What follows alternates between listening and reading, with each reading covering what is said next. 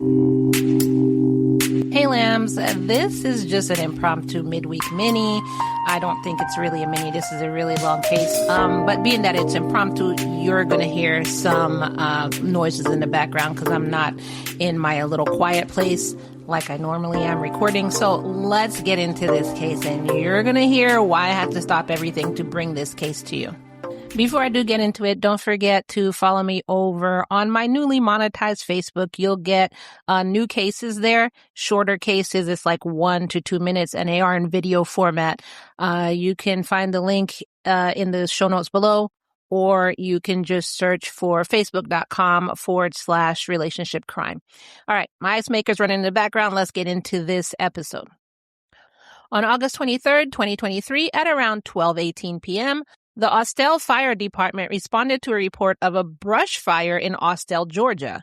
When firefighters arrived, they found a Dodge Dart fully engulfed in flames. After the fire was extinguished, the car was towed to a wrecker yard. At the time, nobody knew that the burned car would lead police to a much larger investigation. The Dodge Dart belonged to the mother of 22-year-old Beauty Katera Couch. Beauty was a college student and a social media influencer known online as Beauty Katera. She had built a following of more than 150,000 people through her roller skating and dance videos. Earlier that month, she had started teaching her first paid skating classes.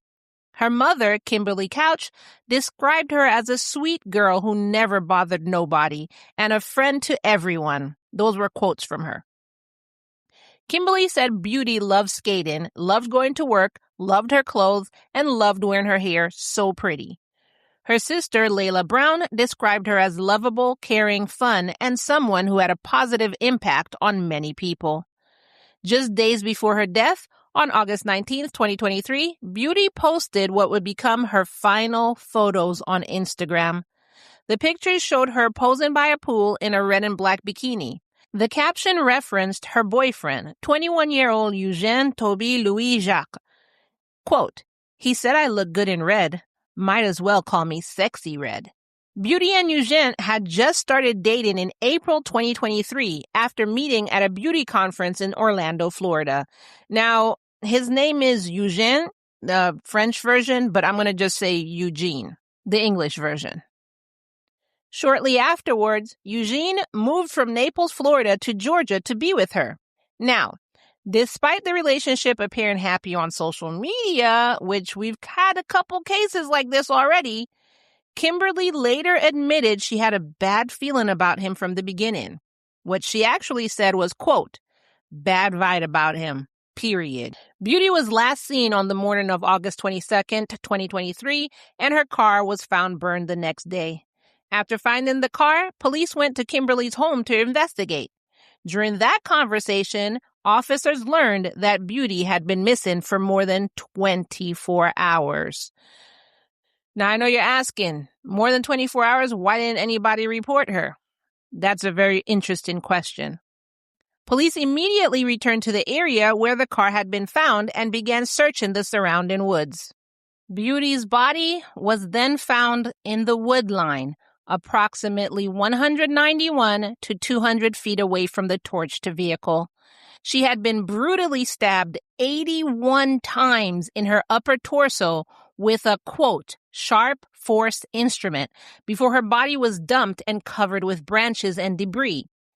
Kimberly struggled to understand what happened to her daughter. Quote, "They burnt my baby's car up. They burnt her car up. They treated her like she was a dog. I don't like that. They hurt my baby so bad. My baby didn't deserve this. My baby was a good baby." I could feel her pain. Oh my God. Okay, can't let it sink in because that quote was so sad. Layla also spoke about the way her sister had been left. She said Beauty was found in the woods, quote, "like an animal." The following day, August 24th, 2023, Cobb County Police officially identified the victim as Beauty Couch and announced that foul play was suspected. Investigators quickly began processing both the crime scene and the area around it. While searching near Beauty's body, they found a piece of evidence that they called, quote, "bizarre," but instrumental, lying mere feet from her body. What they found was a traffic ticket. What do I always say, lambs? Have as much evidence on or around your person, or apparently around the crime scene, as possible. Tell everyone you know and everyone you don't. And what did we add? Get in a taxi with your full face visible and wear a costume that you've been seen in before and have picture proof of. The ticket had been issued to Eugene. It had his name and the license plate number on it for his white Nissan Altima. I always say have that frickin' neon arrow pointing directly at you, and if this is not a neon arrow, I don't know what is. Using the information from the ticket, along with cell phone data and license plate reader information, investigators started tracking Eugene's movements. As police followed the trail, they learned that Eugene had left Georgia and was heading towards Louisiana. By August 25th, 2023, investigators had identified him as a suspect and learned that he had ties to St. Tammany Parish, Louisiana. So, law enforcement agency in Georgia and Louisiana began working together to find him. That same afternoon, at around 4:40 p.m., detectives spotted Eugene driving his white Nissan Altima on Oak Harbor Boulevard in Slidell, Louisiana. When Eugene was pulled over, he identified himself by giving a fake name, Michael Waters, and Michael is spelled Mykael. Detective Chance Cloud said, quote, I elected to run the name and date of birth, Michael Waters, that was provided to me, during which time I learned that that person did not exist. Inside his car, police found a Boost Mobile phone receipt and a completed job application for a local golf course, both filled out using the Michael alias. Investigators also found clothing, bedding, towels, scissors, and a map of St. Tammany Parish. A pair of bloody sneakers were recovered from the car as well. However, DNA testing later showed the blood belonged to Eugene and not Beauty. Police also found a rolled-up piece of paper with burned tips inside the car. So, from what I'm gathering, everything found in the car, except for the burned piece of paper, made it look like he's trying to build a new life under a new name. Do you agree? Eugene was arrested and booked in the St. Tammany Parish Correctional Center as a fugitive while awaiting extradition back to Georgia. Sheriff Randy Smith said, quote, let the message be that we do not take kindly to people who think they could commit a crime elsewhere and try to hide it in St. Tammany Parish. We were happy to help our counterparts in Georgia by locating this suspect and taking him into custody so he may face justice and Miss Couch's family can begin to receive closure during this difficult time. On August 26, 2023, a judge denied Eugene's bond during his first court appearance.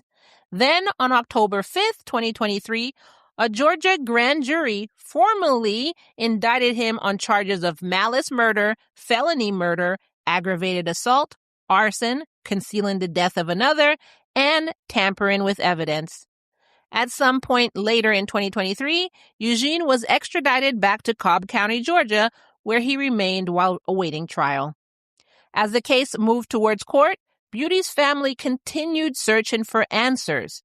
Kimberly repeatedly spoke about the pain of losing her daughter and the brutality of what had happened to her. Quote, they took a part of my life from me. They took a part of my heart. I want them to pay for what they did to my baby. I want to really just look at him and say, why? Why? How could you do that to an innocent, beautiful person? One point of frustration for Kimberly involved the timeline before Beauty was reported missing.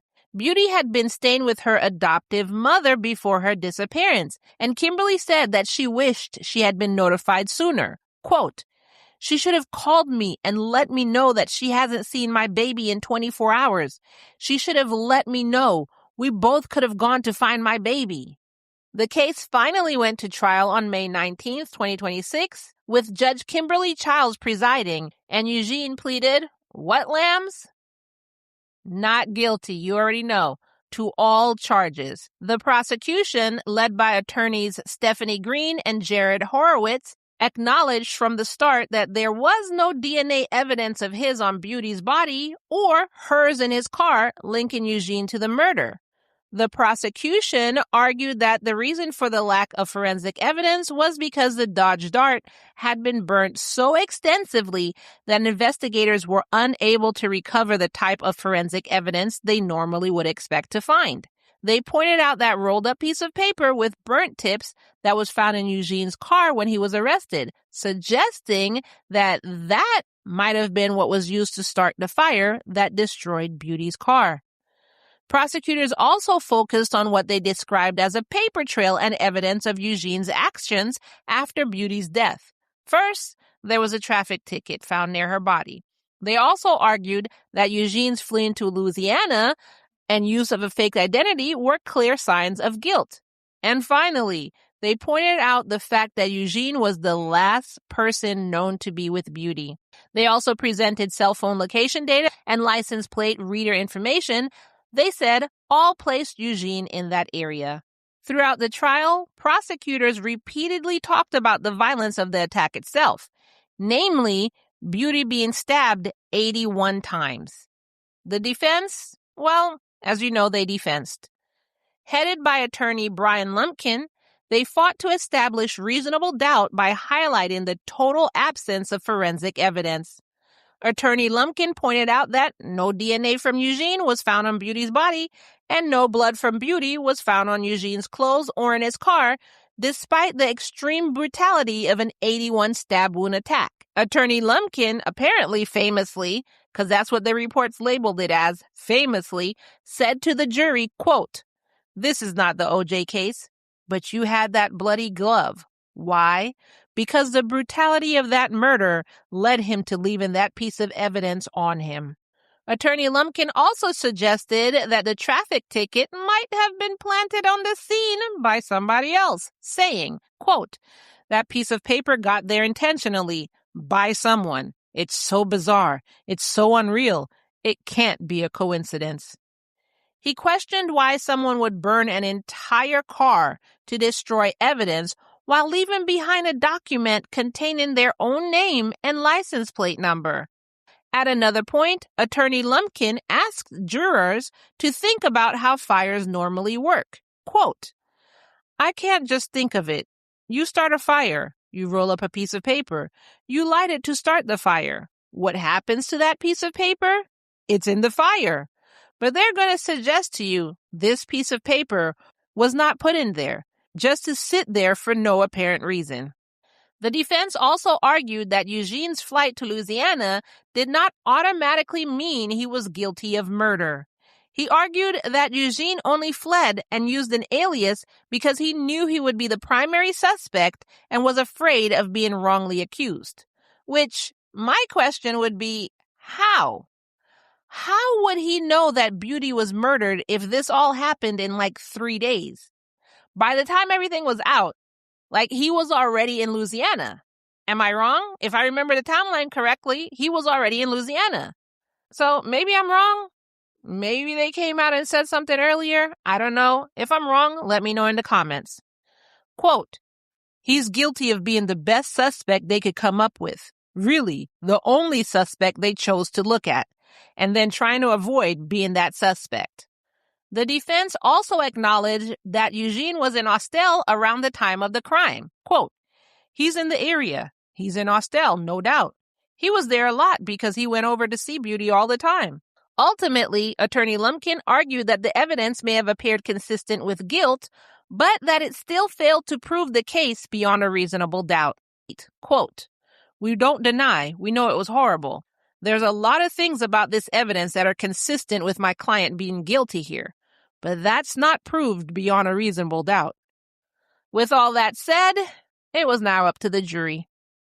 On May 22nd, 2026, the jury reached a verdict, finding Eugene guilty on all 6 counts.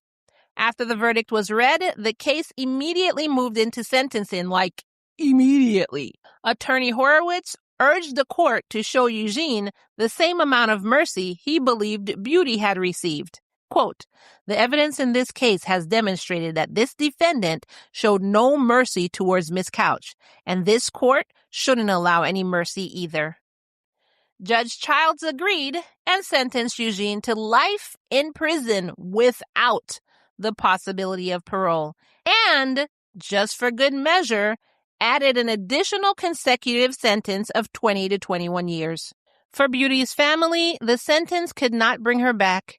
Kimberly was still left with the same question she had been asking since the beginning. Why? Quote, how could you do that to an innocent, beautiful person? Meanwhile, the people who followed Beauty online continued mourning her loss. One follower wrote, quote, every time I skate from now on, I'm going to hold you so close. And another wrote, quote, such a beautiful person. I just want justice for her. Sad that people can hate so much. And that is the case that I saw and wanted to immediately bring to you. What are your thoughts on this case? You heard mine. Actually, I have a lot more thoughts on this. I want to break down the evidence and I want to break down what the defense said. And you heard some of them throughout this episode. But if you want to hear more and my unfiltered thoughts, I'm about to go on a rant over into Patreon, and you can get that as part of the Lamb Fam starting at only $3 a month. Patreon.com/Love and Murder.